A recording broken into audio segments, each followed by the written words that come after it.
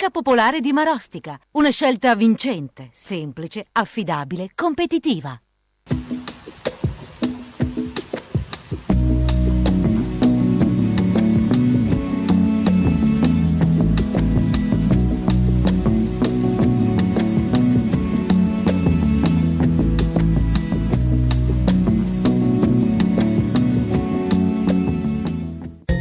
Sabato 18 gennaio, Santa Liberata. È il 18° giorno dall'inizio dell'anno, ne mancano 347 al termine.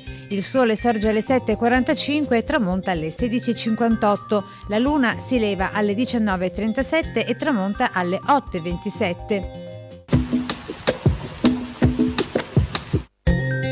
Con ben 56 o 58 scrutini, dopo un lunghissimo conclave, viene eletto doge Niccolò Contarini all'età di 76 anni. Il suo fu un dogato sfortunato, infatti, oltre alla terribile epidemia di peste che semidistrusse la popolazione della Repubblica, vi fu anche la guerra per la successione di Mantova e del Monferrato. Domenica 19 gennaio alle ore 20:30, musical Frontiere, un viaggio immaginario di uomini e donne alla ricerca di un futuro migliore, presso l'Auditorium Vivaldi a Cassola.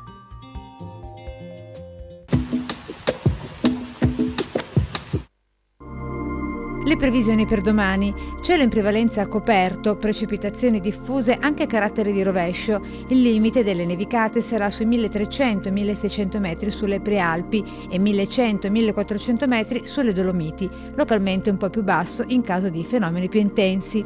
Temperature in ulteriore aumento con valori molto sopra la media del periodo e con ridotta escursione termica.